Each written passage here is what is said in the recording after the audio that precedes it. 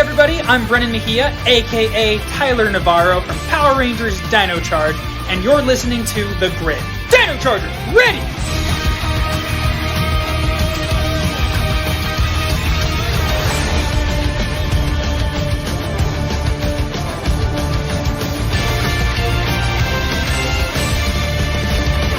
Morphin Legacy presents The Grid.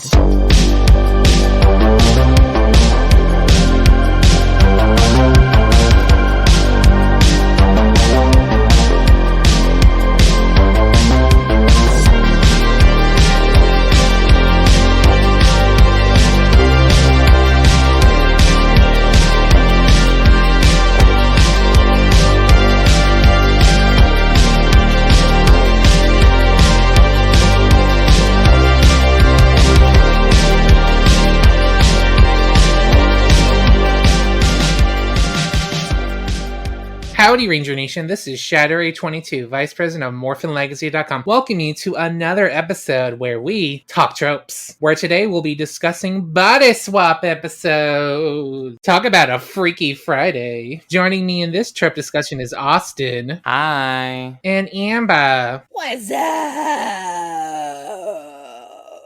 So how this will work is that we'll talk about a specific Power Rangers trope, in this case, body swap episodes, how effective it is, and if it isn't, how it could be effective. Then we'll wrap up the show with a wish list of seasons we would like to see a body swap episode. So with that, let's go ahead and get this shit started. Alrighty, so up first is Mighty Morphin Power Rangers, Switching Places. Billy? Kimberly? Like, what happened? The generator experienced diathermic overload. What? We've undergone spatial personality displacement. Will you please, speak English? My brain's in your body and yours is in mine. What? Where Billy and Kim, and also Bulk and Skull swap bodies. So yeah, this one is a rough one. This episode, it did not give. It did not give what needed to be gave. It was supposed to give, but it did not give what needed to be gave to the highest of giving, if that makes any sense. So yes, Billy and Kim are switched after Squad mixes up some wiring on Billy's latest invention, a mind-reading machine. So yeah, shenanigans happens like, OMG, Billy can't put on makeup or cook in a cooking class, and Kim can't work on a computer because, OMG, she's a ditzy valley girl, womp womp. And dresses Billy very, very gay. And he wore like a sweater vest or something? No, he was wearing a regular vest with a collared shirt, and they were both kind of silky. It was kind of a glow up. It was a loot, but it was interesting. Whoever did Kim's makeup in the first scene before they switched, that dark lipstick, mwah, mwah, she looked great. Yeah, that was a very dark lipstick. I don't think Kim really wears that kind of lip. No, except for that punk episode, she doesn't wear dark lips. I don't remember if Power Rangers Punks was for this or not, but them as a duo were better in that episode than this one. Oh yeah. I felt like this was a bit too early for the show. The writers, hell, even the actors don't know where these characters are yet. And I feel like it was very shallow level because David Yost's interpretation of Kim is just saying like every other word. Like, oh my god. I mean, I like the voice he put on, though, with it. Like what happened? I don't know what's going on. My hair, my clothes, my makeup, yuck! I think I enjoyed Amy, how she played the nerdy with the lipstick, just wiping it all over her face. It was literally just all over her face. You know, that is a disaster person for you. Lipstick even good for? Ugh. But at least he tried. He's like, I'm gonna put on lipstick, and then just everywhere. And leaves it. Doesn't even bother to wipe it off, just leaves it. Yeah, you get an A for effort, I guess. So yeah, the way the body swap is incorporated into the episode is kind of bad, because it really has nothing to do with the episode in general, because the villain plot of the episode is that they get some random genie and they fight the genie, and I feel like that maybe they should have used the genie as a way to incorporate the swap into the episode. That would have made more sense. It would have been different too if they would have done the body swap and then they can't use their powers because they're out of sync or something like that. It had no stakes. Couldn't really do that because they're in this footage for the Jew Ranger stuff, so. But this is also season 1. A lot of the plot of the episode and villain stuff never really synced up. Yeah, that's one of my biggest complaints for season 1. It's that the writing for the villain stuff and the main stuff, it's like 2 different episodes. And the footage, when they morph, they don't really seem that different because Kim does her pose as Billy and Billy does her pose as Kim, and it just feels weird. So yeah, this wasn't that good. I mean, I think I probably liked it better than maybe one of the other ones that we're going to talk about. Oh, okay. Like I said, they should have melded the 2 plots together, had the genie switch them, but it's season 1. They're still trying to find their groove. Oh, BT dubs, Bulk and Skull swap 2, and it's terrible also because all it is Bulk and Skull's body eating, and Skull and Bulk's body repeating every word Bulk says, because that was pretty much Skull's character in season 1. Ha, he's fat. Ha ha ha ha. Hee hee hee hee hee. He's fat. That's so funny. Let's make some jokes. Alrighty, so on to our next episode from Power Rangers in Space, Invasion of the Body Switcher. Now, make me a Power Ranger. That's an easy one.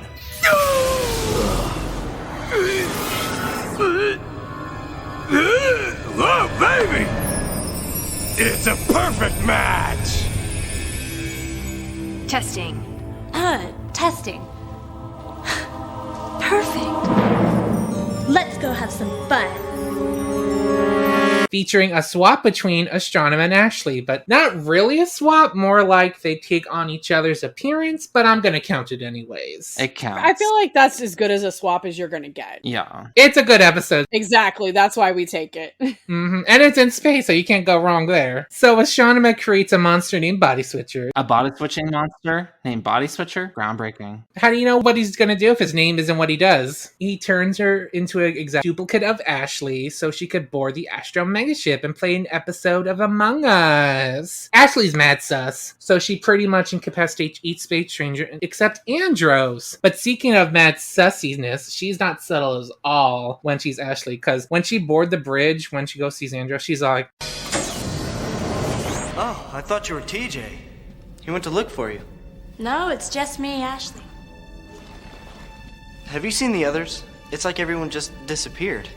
Oh, I'm sure they're hanging around somewhere. I'm totally Ashley, you guys. But then Andros is just like, okay. Okay, you fucking weirdo. Astronomers actually has some little character moments here and there, like the scene where Alpha 6 gives her a precious moment figurine because it's Ashley's birthday. And then she says, no one has ever been nice to me before. Fuck Ecliptor, I guess. Your daddy figure? Does Ashley collect those things? Alpha, why are you giving me something for like a 5-year-old? Also, where did he get them from? Right. And then he does like a weird jig at the end when he gives it to her. He's like, Are you sure you weren't the one that got body switched, Alpha? Yeah, for real. with Crystal, the mukbanger. You sold Grandma's precious moment figurine! How much did you get for them? Giving her a precious moment figurine. Nobody's gonna get that reference. You two are but the us. only two who are going to get it. And just me by association. A little irony towards the end, because after Ashanama is caught, she says, I wouldn't want to be a Power Ranger anyway. That is so good, though.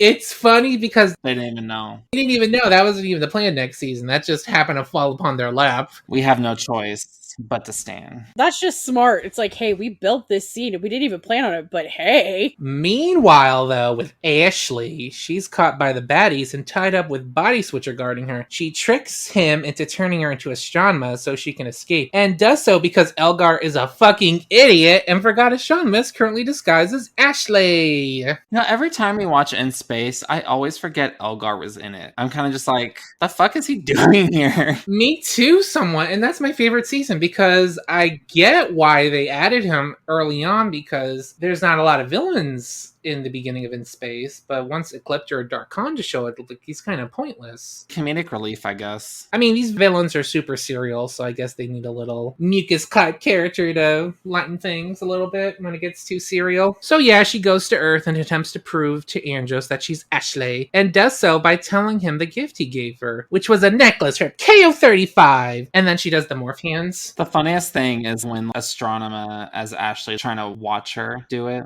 She morphs, and And then I guess that kind of breaks the spell because after she morphs, you can hear her original voice coming out. But then after the fight, she's worried that she's still Astronema, so she doesn't want to take off her helmet. Sister, you killed the monster. Well, remember when Astronema first turned into Ashley, she had to adjust her voice to sound like Ashley. So I think it was something you can still sound like yourself, but you have to make your voice sound the same. But just like Austin said, you destroyed the monster. That's what usually breaks the spell. But also, child, there are worse people you can look like than Astronema. I honey. know, right? That's a fucking queen, bitch. It's not like you turned into Elgar, could you imagine? I would just kill myself. Just to yeet yourself into space. Actually, wait, you couldn't even kill yourself by yeeting yourself into space because they can breathe in space.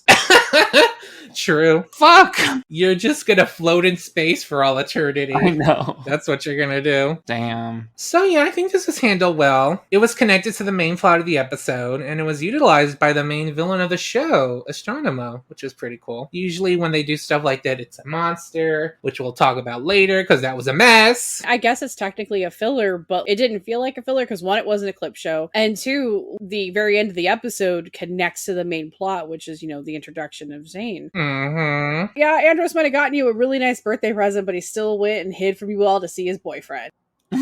Yeah, it's your birthday and all, but I gotta go see my boyfriend. He's like, I gotta go get that dick. This is the example of filler where it's technically a filler episode, but it does connect back to the main plot and it still advances character development. Yeah, it built on Andros and Ashley's relationship. It built on Astronema. It showed that she does in there have some normal people feelings. Not a lot, but Astronema's a badass bitch. It's gonna take more than just like a Precious Moments figure to make her feel feelings. A Precious Moment figurine isn't going to be the straw that broke the camel's back to turning good. I wonder if she still has that and like what she named it. She eats it into the garbage. What? Oh, I forgot. She was like, ugh, and then opens the door, throws it in, and closes the door really hard. My theory is that it got flushed out and just survived the collision with Earth somehow, and then just Crystal picked it up. You're so stupid. That's what started her Precious Moment figurine collection. She's like, it was sent from the Lord. I'm gonna name her Fiona. Again, this is just for us.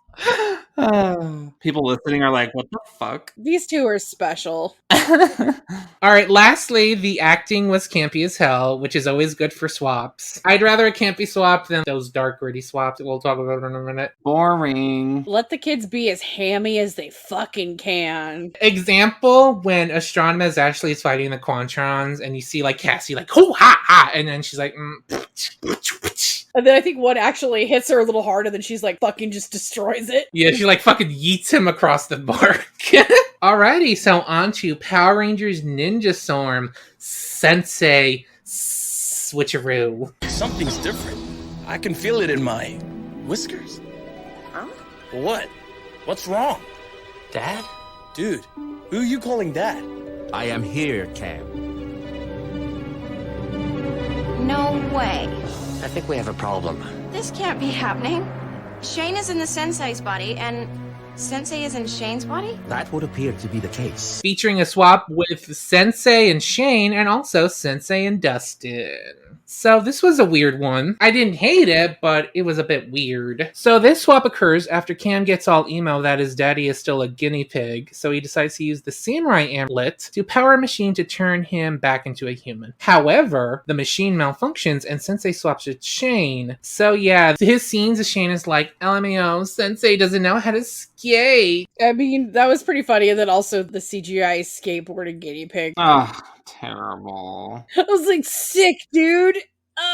It was pretty bad CGI. It was cutting art state of the edge effects. Also, where did they get that little skateboarding rink and like a little skateboard and a little helmet for Sensei? These are the continuity things I ask for. You're not telling me that Jade and Dustin sit there and play with tech decks? No. You cannot tell me those two don't fucking sit there, and that's probably their tech deck shit he's skating on. He's like, I can finally fit on this! It was 2003, so that's totally plausible. But he gets to kick some ass last, though, later on when Calzex arrives. But also, lather, rinse, repeat, the same after he swaps with Dustin, too. But Dustin, I guess, has side effects after solving that because he gets a craving for guinea pig food. Sometimes he's so dumb for his own good. I love him, though. But you know what? He still respects women, so it doesn't matter how empty his brain is. Also, by the way, how fucked up is it that Cam feeds his father guinea pig food? Guinea pig food is just seeds and stuff like that. He may not be able to handle real people food, though, because it's a guinea pig body. But there was an episode where he ate popcorn. Popcorn is kind of a seed, though, because it's corn. Guinea pigs can eat dried corn. So yeah, this was kind of a cute episode. I feel like it would have improved a bit if Cam had some more scenes with his dad, considering the whole episode was about him interacting with his dad as a human, but he's spending most of the episode inside the base fixing the machine to swap them back. Maybe it would have been better if he switched with Sensei himself to see what it was like to be a guinea pig, because he's like, oh, my dad's a guinea pig. It's not the same. Let me throw one out here for you guys. How about Sensei and Lothor? Oh, that would have been interesting. That would have been the gag. Because also it would have been funny to see Lothor's voice coming out of the guinea pig body and be like, what are you wearing?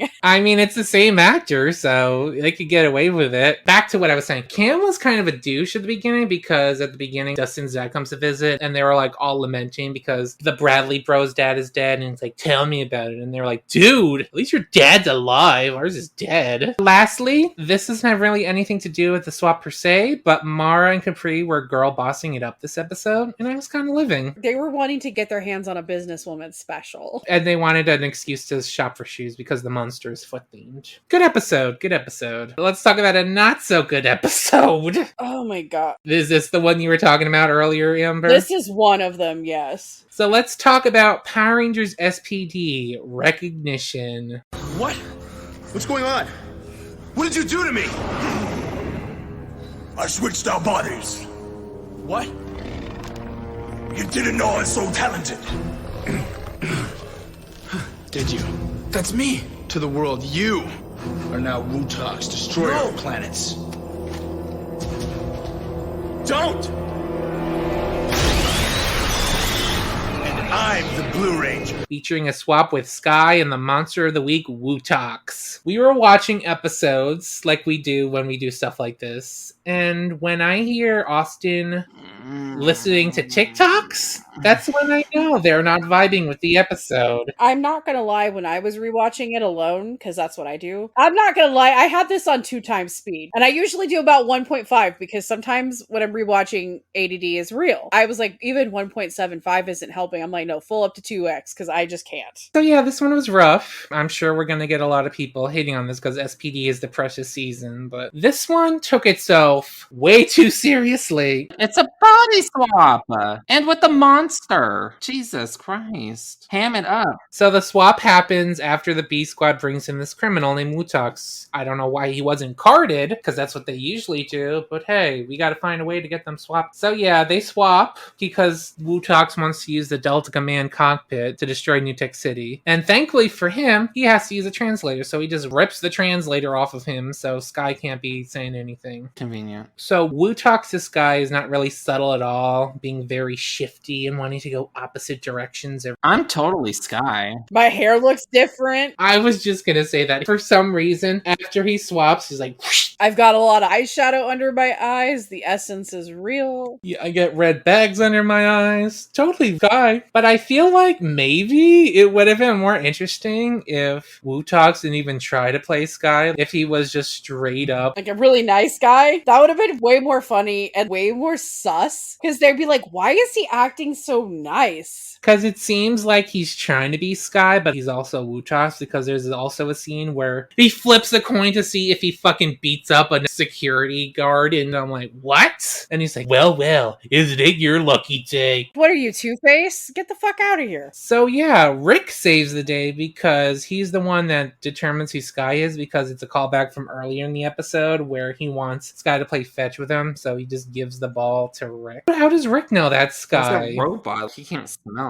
I think it's probably playing with the trope that animals can sense vibes. They kind of can. It's a robot, though. That's what I'm saying. Does the robot have AI? I mean, this is New Tech City. I mean, it's the future, so I guess it does. Yeah, Robot Dog, maybe he has super smell and maybe he smells smells like Sky. Like, oh, he smells a lot like Axe body spray. Axe body spray and insecurity. You know Sky would use Axe body spray. Oh, absolutely. All right, so yeah, this episode's a bit dry and kind of boring. Very boring. It features my least favorite characters. I don't like Sky, and I don't really like Jack. Z's in it more than I require. Like, basically, if it's anybody other than Cat and Doggy and Bridge and Sid, I hate the episode because I don't like any of them. They're not redeemable to me in the slightest. You don't like Z? I don't like Z. I think she's a fucking bitch. Oh! That's probably my spiciest take. I think she's just really nasty. She's like a pick-me girl. She's always such a bitch to Sid. She is very two-sided. She swaps around a lot. I see you, Miss Thing. She's a terrible friend. Literally, in beginning, she abandons Jack because they're like, oh, you want to be a cop? She's like, sure. Sid's always been nice because they always want to put the girls together because obviously there's all that pink and yellow footage. Girl boss. I'm like, oh, you didn't want to make them best friends, so then you make Z a two-faced bitch. There's nothing to the actress, obviously, but just my opinion of the characters, and I don't find them likable. I think Sky's an asshole. I think Jack is a dick. He's kind of just a douche. If you don't want to be in there, be out. I don't know. I just don't think it's well written. It's the spiciest takes because SPD is not one of my favorite seasons because there's so many characters that are on the main team that I just don't fucking like. I'm sorry, guys. It looks nice. And also, they're cops. The likable characters I like, I only like 2 of the actual Rangers. That's not good. I'm gonna get flamey flames. I can like what I like. It's nothing against any human individually. It's just how the character is written. I just don't fucking like it. So yeah, this was a kind of a boring one. I like the campiness. There's no camp here. It was too serious. I like it serious, but it's just, I don't know. It just didn't do it right. The way it was written, just do it for me. I like kind of that darker, oh, you know, this is kind of insidious. It didn't really get there. It was trying to be, but it didn't do it right. It didn't spend very long and did as much. Like if Wutox was going to be Sky, he should have been a little bit more convincing and actually do some real damage. Body swapping in general, especially for Power Rangers, it's only effective if it's campy, period. Any other franchise that has done body swapping too, like Freaky, you can't body swap and not be campy. I think if they would have spread it out a little bit and had somebody who was really good and was a really good fake, I think that could have been interesting, but also you would need to give it more than one episode to do that, I think. I mean, SPD is full of two-parters. This was a one and done, and it was essentially just a translation of the Deca Ranger episode. Alrighty, so on to the Neo-Saban era, where we get a body swap episode literally every fucking season. And what about it? I mean, I'm not complaining. I love it. Do one every year. Mm-hmm. We're doing one this year. On to Power Rangers Super Samurai Trading Places. Huh? Yeah, nice! What? What did you guys do to me? My plan worked. High five! Yeah! Okay, Mr. Nylock. Now that you've had a taste of your own medicine, how about you tell us the quick and easy way to switch everybody back? You sneaky snakes! Oh, I feel all gross and hero-y. Where the Samurai Rangers swap with objects and Mike switches with Witch Beast. Bulk and Spike also switch with objects. Oh yeah, them too, but we'll talk about that later. So yeah, a random monster of the week and a herald for a raider named Switch Beast comes aboard Xandred's ship and uses his powers to switch people's spirits into random objects, and does so with the Samurai Rangers. And when they switch, they kind of like take the form the object is using. So yeah, Jaden swaps with a gnome, so he does the little hand thing. Even though he swaps with a gnome, but in the Sentai ... he swaps with a Neko, which does the hand thing too. But I'm not sure why he couldn't swap with a Neko. Because this is not Japanese. God forbid we do anything Japanese in this samurai themed season. Would have been easy to have maybe a stall that was selling knickknacks, tchotchkes, and have like a little Lucky Cat there. Yeah. The reason why all these objects are here because they're at some rummage sale. When I was in my hard weave days, I had a Lucky Cat. I have one in Animal Crossing. Of course I do there too. So it wouldn't be that out of pocket to have a stall with some tchotchkes or a food stall that has a Lucky Cat. So Mia swaps with a fan. Does she uses one? Groundbreaking. You see her moving like she moves like a fan too. I don't really get these up. They're switching with objects, but what is moving them? the spirit of the object making them move like that? What is going on? Kevin switches with a ballerina music box. Ha ha ha ha ha. That's gay. Also, there's some strange editing here with the ballerina spinning, but Kevin's spirit head isn't moving with it. Yeah, what the fuck? That's one, lazy, and two, weird. It would have been fun if his head is spinning with it and he's getting sick and dizzy. That would have been funny. I mean, it would have been easy to shoot because you literally could just took a Steadicam and walked around him while he's doing his lines. It ain't that hard, but this is Samurai we're talking about, so... Yeah, this is Samurai. They're not putting any production value into it. Also, Mike puts Kevin in a pretty pink tutu, because isn't that funny? Ha, that's gay. Ha ha ha ha. All I ever wanted is ballerina partner in a pretty pink tutu. My birthday. birthday! And lastly, Antonio swaps with a dead fish. It's straight up a dead fish. First of all, they swap with inanimate objects, but a fish isn't an inanimate object. Because in the Sentai, he swaps with a piece of sushi, so they had to translate it because Antonio's a fisherman, not a sushi salesman. He doesn't make sushis and sashimis. Well, it couldn't have been a live fish. They all swap with objects. You think that's the monster's power, but then later you see Mike swap with Switch Beast, so you can switch with other people? Why didn't you do that? Have the Rangers swap with each other. They switch with inanimate objects because A, that happened in the Sentai, but B, they don't have enough characteristics to actually play each other. To be fair, those characters had about the same kind of characterization as the objects that they were put into. I see no difference. That's some commentary for ya. Okay, so we were talking about how Bulk and Spike switch with object too, but we also have some funny scenes where civilians are switched, where you see them begging for help. They're like, please, I'm getting kidnapped, I'm a coat rack. And then there's one where somebody switches with a mailbox, but you only see his eyes. They're the mail slot. What? And then one guy swaps with a bike, and then I guess you just see his face on the bike seat. I mean, is that really bad news for some people? I'd sit on that face. He seemed a little scared that something was going to happen. Is it a little morbid of me saying this is pretty funny when they're begging for help? Yes, you're going to hell. But I mean, I laughed at Texas Chainsaw Massacre. Yeah, Ray's literally going to hell. Ray, I don't think you have a soul. It's Goofy! Come on now. To pile on Ray not having a soul, whenever we watch something sad, he never cries. He just goes, God damn it. That's it. That's all he said. Bitch, I cry. It's just that it takes a lot for me to cry. I'm just teasing, mama. Anything will make Austin cry. I cry at everything. I'm very sensitive. Alrighty, so let's talk about Bulk and Spike, who they swap with. So yeah, Bulk swaps with a soda can, and then when he switches, he does like a Buddha pose. I'm like, is that supposed to be what a can looks like? And then Spike swaps to the newspaper, and their in danger moment is that Spike gets shat on because a guy uses the newspaper he swapped with as lining for a bird cage, so he gets shat on by a bird. By CGI poop that looks like paint. Nice going there, folks. And Bulk almost gets crushed by a boot. Oh no. I mean, it depends on who's wearing the boot. That's a valid question. If it's someone very attractive wearing the boot, I'm not going to cry about it. You think Bulk's into domination? If it was me in the soda can, Raymond, I don't see as that being a horrible experience. So you'd rather be a soda can than the newspaper getting shat on? I'm not into scat play. I'd rather be stepped on. Both of these danger moments are fetishy. A little bit, yeah. You know, it'd be a hell of a way to die. Perverts! Perverts!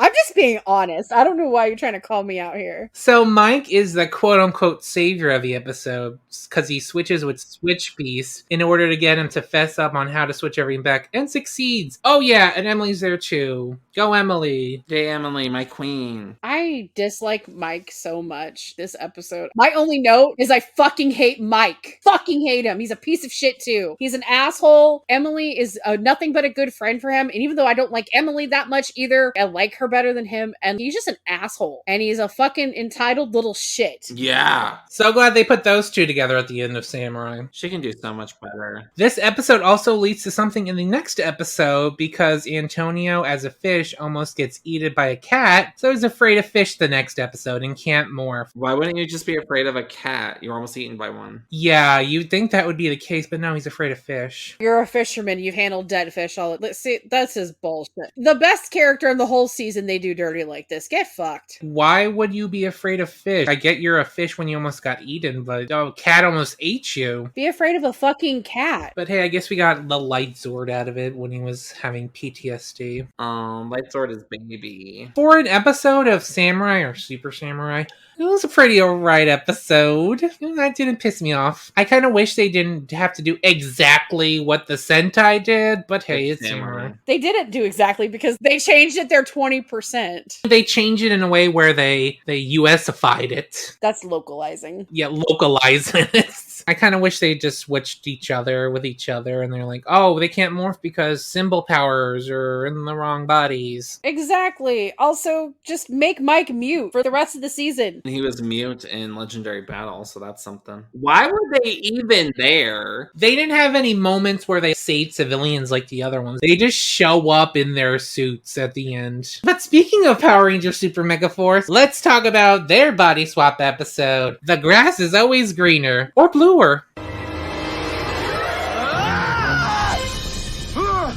What's going on? What happened to me? You're me.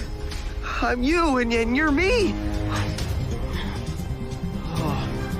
Oh, this is crazy. So the swap is between Jake and Noah. So an Armada commander named Transfer switches Noah and Jake while he was attempting to switch an ambassador with a bruiser. What's a bruiser? The blue secondary foot soldier guy, that's what the name is. Oh, I didn't know that. Okay. So yeah, hilarity ensues where they wear each other's clothes to school, and Noah in Jake's body answers all the questions in Mr. Burley's science class. Because I guess nobody in the class had second grade science, because nobody knows how many planets are in the solar system. The part that got me was when Noah as Jake was talking to Jake as Noah and was like, oh, nice outfit. And he was like, thanks. It was the only decent thing I found in your closet. And I'm like, it's the only outfit he has in his closet. The only decent thing, he always wears that stupid uniform. And it smells like axe.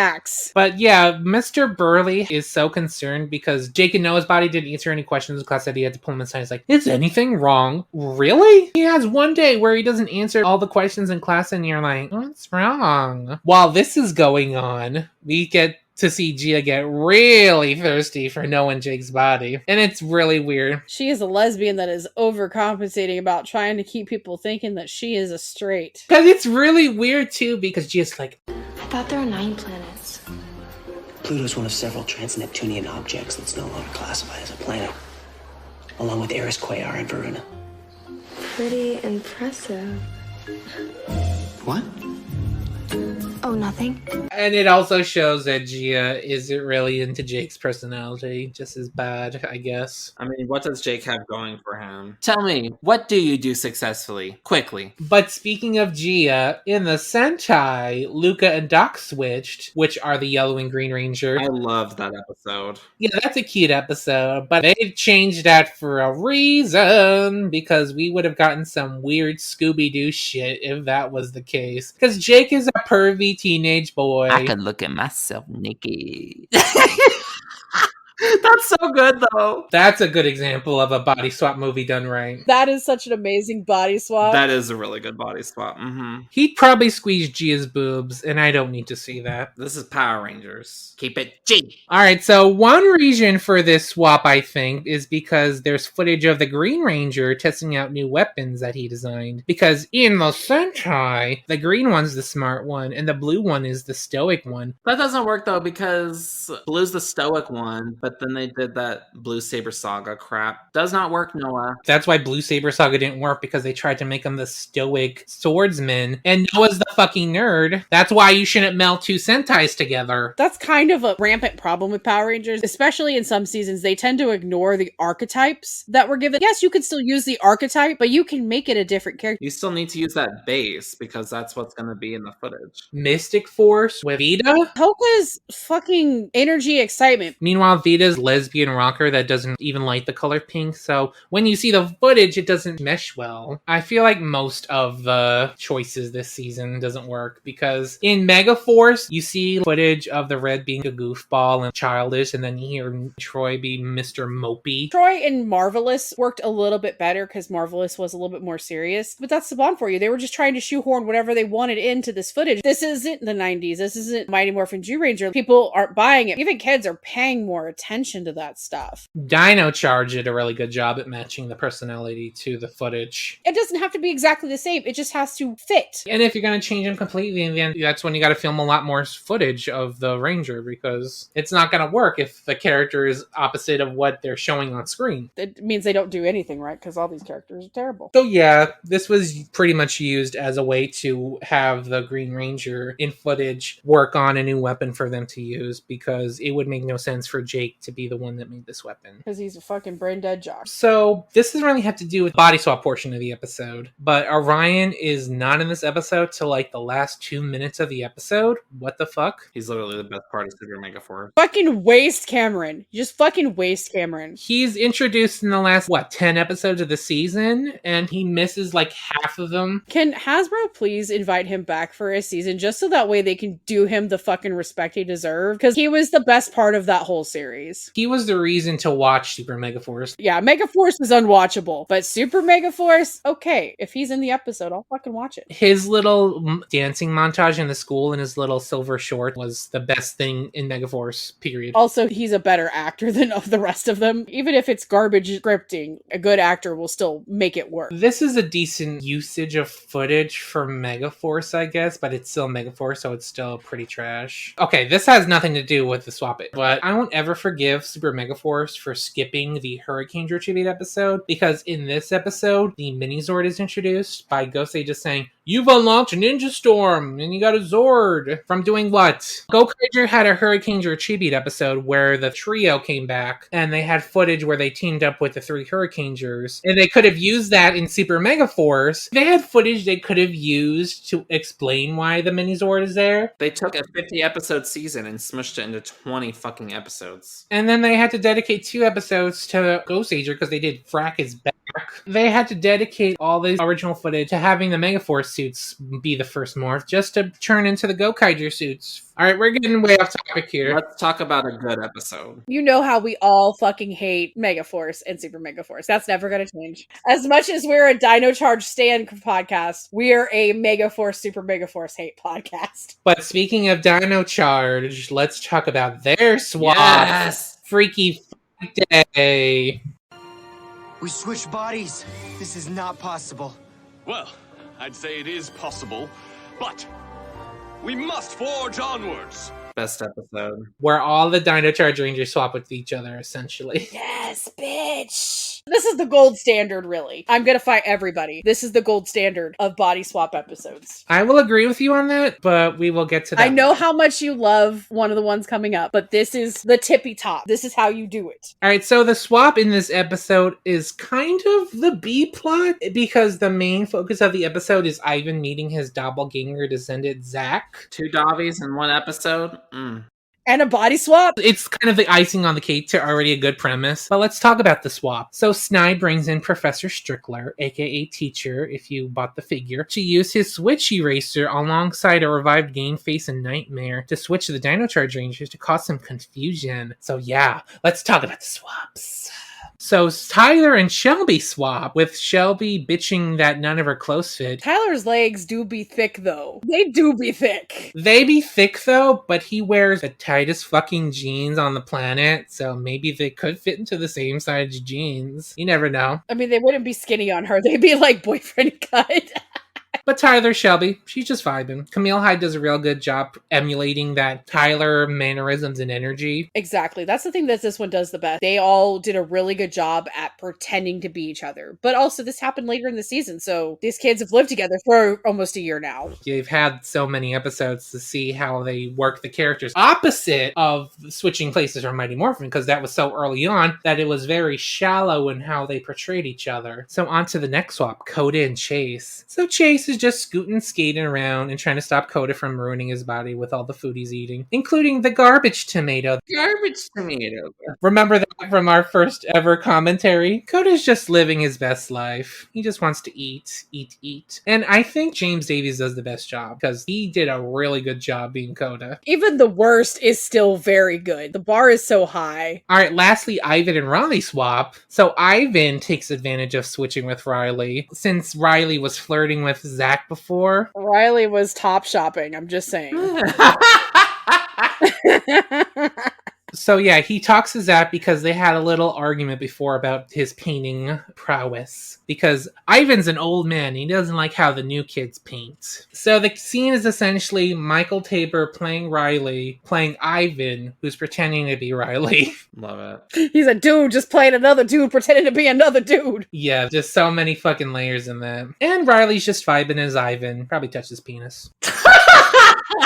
I could look at myself naked. I mean, let's be real. Riley probably did that. He also swaps to Tyler later on, I think, when they do the whole swap later on in the footage. Chase and Riley actually swap. Riley is in Tyler's body, and then Chase is in Riley's body when they swap later on. Oh, right. It's too much. But then it's just fun because it's supposed to be quick changes. But let's talk about that fight. They would later fight the monster with a cute little swapped roll call where they do their poses in each other's bodies. And then there's like an explosion of that color smoke, so you get to know which one is which, because even the monsters are like, which ranger is which again?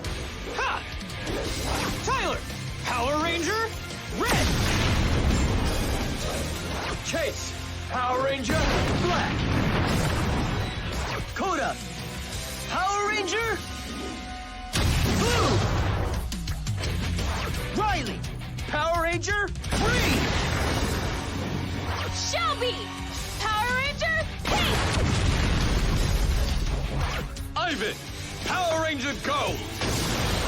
so yeah, great episode, of course, because it's Dino Charge. Charge. The only complaint I have is that I kind of wanted more shenanigans with the Rangers Unmorphed. That's because we were having too much of a good time. Yeah. We were having too much of a good time that I wanted more. If this episode could have been 3 hours, I would not mind. Please, I'll just sit here comatose with an IV of fluids just watching it forever. Inject it into my veins. Clockwork Orange my eyeballs. It honestly would have been the best swap if it wasn't for another episode on this list. We know. Sorry, you guys know. I know which one you're talking about, but no, this is Tippy Tops.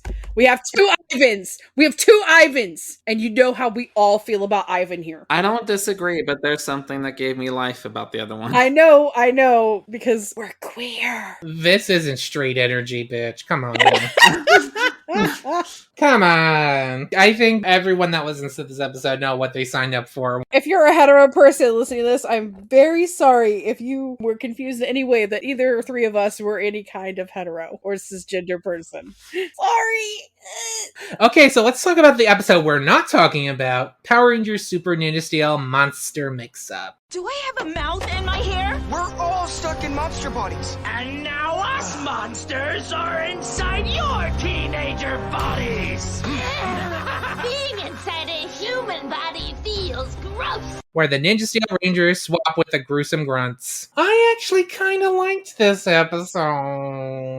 Ray likes trash. I don't like it because it's Ninja Steel. That already is in the trash. I'm fine with the body swap stuff. I have issues with this Halloween intergalactic court because what the fuck? We'll get to that in a minute, so let's talk about the swap. So it's Halloween, and a group of various monsters called the Gruesome Grunch, which are essentially 3 ninja monsters, an unused Kyoryuger monster, and a suit reuse of Necrolion Snapper, swap with the Ninja Steel Rangers. How many times y'all gonna be lazy and use that stupid costume? I'm just excited that it lasted that long. That's almost 10 years later. I know. Necrolion's from 2006. What did you make that thing of if it still exists? Because those things fucking just melt. I mean, we got Beevil in Dino Charge, and that was 2003. We only saw part of that Beevil outfit, let's be real. Yeah, they just used the head. So they swap with the Ninja Steel Rangers, and they use the opportunity to friend the Ninja Steel Rangers Rangers in their bodies of the crimes they have, I guess, to the Halloween Intergalactic Court to get rid of them and I guess have a new clean slate with new identities. Even though one of them, it being in a human body, says, "It feels gross." Get used to it, mama, because if the Rangers are found guilty, your old body's gonna get vaporized. So let's talk about the swaps. Brody, dressed as a gladiator, swaps with Action, the Kyoryuger monster. Doesn't really do much except for a few growls before the opening, and he's like, "Nah," and manically laughs a few times. Preston, dressed as a caveman, swaps with Stabarus. So Stabarus accuses himself as Preston of attacking them with his razor-sharp claws, so the Ninja Steel Rangers have to use magic capes to fight them. So yeah, essentially they accuse them of doing stuff, and the monster suits that were the ninja monsters, they just use the footage because it's goofy, I guess, and they can't use it if it wasn't just a stupid story they made up. Even though this show has done the goofy stuff. So I think out of all the Rangers swapped, I think Preston is easily the best of the group. The monster he swapped with has a funny voice, kind of Gilbert Gottfried-esque. So it's funny to hear that voice coming out of Preston.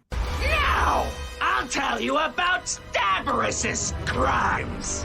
Ah, great. More lies. That snippy beast was busy trying to slice everything in half, including our weapons. So we had to stop him.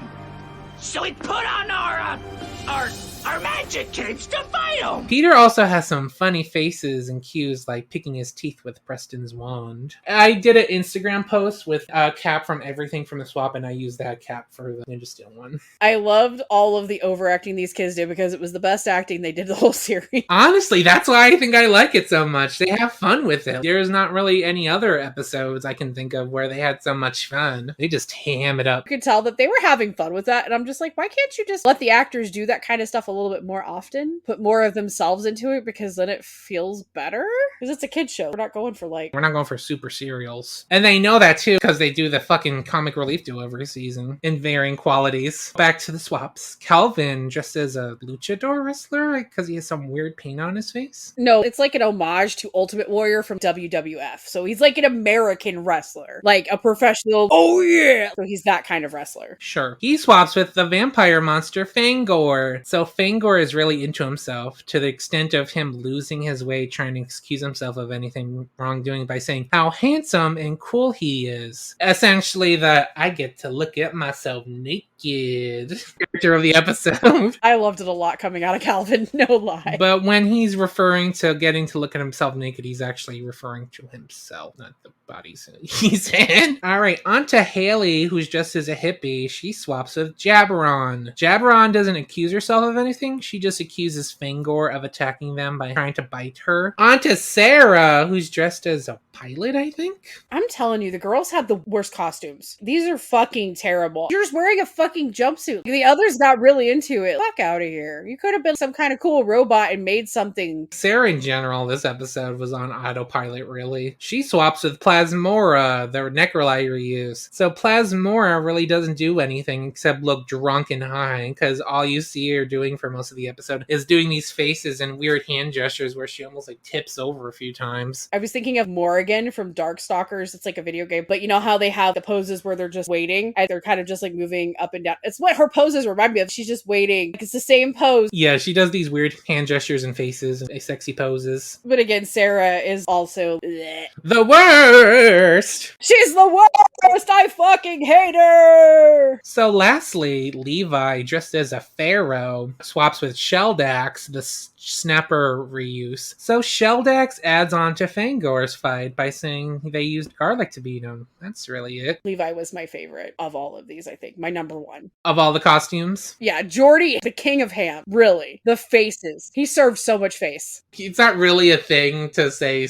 about the performance. The voice they give him too is pretty funny. I think it was really good how he reacted with that voice. The synchronicity of that. I was like, that's a good job. So yeah, the Rangers as monsters are deemed guilty by the pumpkin judges, judges because they have 10 strikes to do, and they get like 4 because they said monsters can't sing. What? That's a chicken shit court. That court was bullshit and pissing me off. What are they basing this off of? The pumpkin judges are real idiots. And this is the second time they've been duped by the bad guys because Dino Supercharge, his Halloween special, also uses the court. And they're duped there too. How are you the greatest court in the universe? Because y'all fucking trash. And also, how do you exist in the Dino Charge universe and the main universe? Maybe it's like multiverse. It's like Loki's. There's a variant. Intergalactic, I guess. But thankfully, Mick comes in disguised as Versix to get the court witch to swap them back. So yeah, I actually kind of like this episode for like the Rangers camping it up as monsters, which is always a good thing in my book. But the story was kind of stupid. Yeah, and reusing the court was kind of dumb too. Even though I do love the court witch, she's fierce. That court is bullshit. If I have to watch some kind of Ninja Steel episode, if you're holding my arm behind my back, twisting my shoulder, I'm like, okay, fine, this one. To be fair, they were shelling out Halloween episodes every year. And none of them are any good because they just use them as clip shows. I like the Dino Charge ones, and the Samurai one's okay. It's Dino Charge. There's no bad episodes of Dino Charge.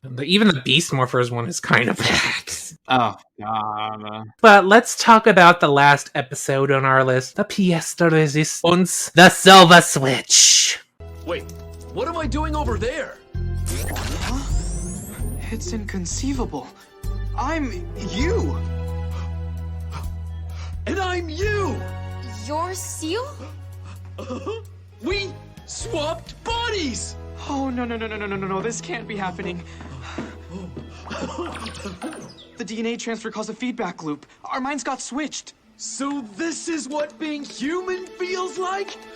Amazing! Featuring a swap with Nate and Steel. It is pretty good. After all the garbage that was fed the last few seasons, this and Dino Charge really saved my life. This is in my top 3 of Switch episodes, I think. So yeah, the best body swap episode in the franchise, in my opinion, and probably my favorite episode of Beast Morphers. I would agree. I think that's what we decided to. So Steel and Nate swap after Steel hands malfunctions and activates a machine Nate has been working on to make him completely human. Because it's great to be human. Steel is able to talk Nate into letting them stay swapped, so let's talk about their experiences. Up first, let's talk about Steel and Nate's body. He's having the time of his fucking life. So we paddled all the way out the back, and then I caught the biggest wave and said, "Cowabunga!"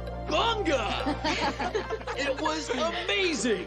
He deserves everything that he wants, let's be real. Steel is so precious. He gets to surf in the water while wearing an adorable Hawaiian attire. That outfit was so cute. He tries every smoothie at Riptide Gym, especially the broccoli flavored one, because that's the one he's most excited about. He's also so excited to experience all these human things that he goes into a musical number, which is the most iconic thing the show has ever done. And this is how I know Ray is gay.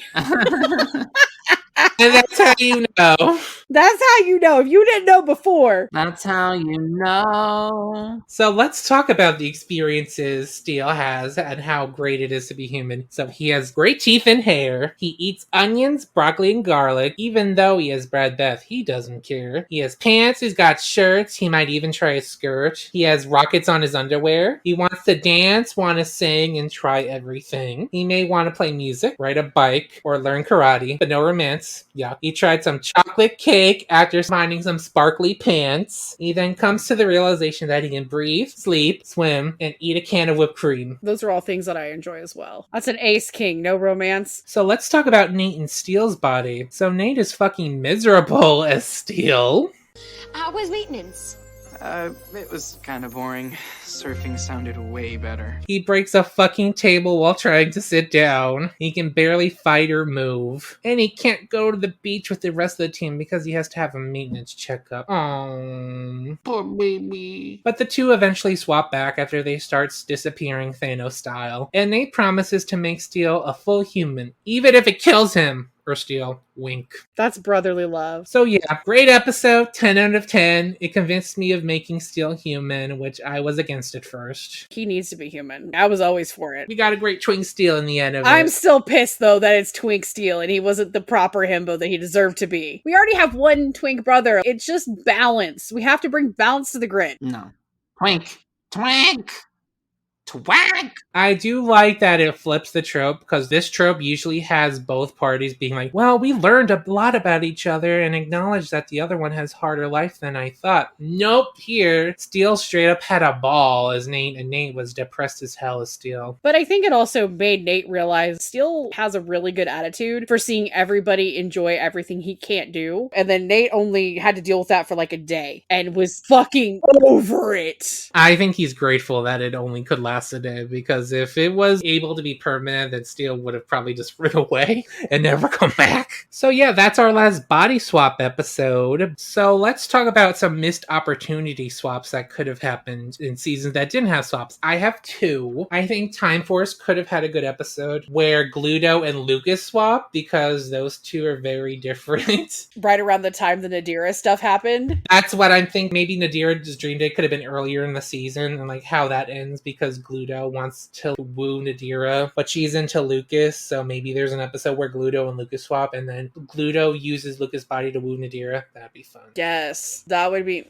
chef kiss. And I'm also thinking Dino Thunder could have been a good episode too, maybe with Connor and Ethan, since those two are polar opposites, because Connor's the jock and Ethan's the nerd. So it's always fun to have those two switch and see how the other one would portray that. But we kind of got that a little bit in when they had that personality swamp, the Meteor episode where Connor becomes a nerd. And if we really stretch the definition, because that's almost like being a whole different person. And maybe RPM could have had a good one where Dylan and Ziggy swap, since those two are opposites. Or maybe Scott and Dylan. That would have been fun. We did RPM, we did Dino Thunder. Mystic Forest, Overdrive, who cares? Jungle Fury. You had the twin thing. That already kind of happened. Oh yeah, with Lewin, Theo's twin brother.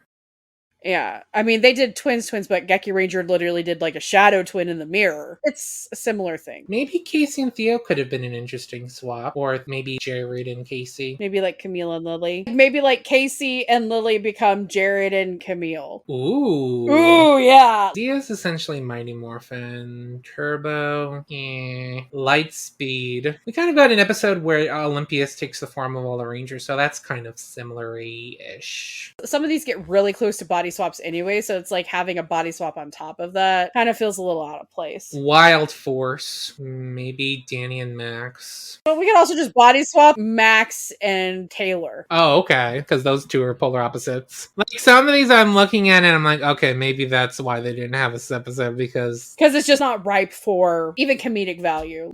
Or too close to the Sentai for some of them. Alrighty, so let's talk about our top 3 swaps. I'll go first. I think my top 3 are, of course, Silva Switch, and then Freaky Fight Day, and maybe third Invasion of the Body Switcher. I think that's how I'm gonna go, yeah. Yeah, that's the same for me. That's like, the same. maybe not in the exact same order. I would probably switch Body Switcher, maybe, but yeah. Actually, Freaky Friday would be my number 1, and then Silva Switch. Basically the same 3 episodes. Best of the best. It's cream of the crop. And I think Austin's yours is essentially the same too, right? It's the same, yeah. We're on the same wavelength. There's a reason why we're really good friends, guys. Yeah. Alrighty, so that's the end of our body swap discussion. Did you agree with our points? Tweet us at The Grid PR and tell us your favorite body swap episodes. Join us next week for a brand new episode of The Grid, but until then, everybody say bye. Bye.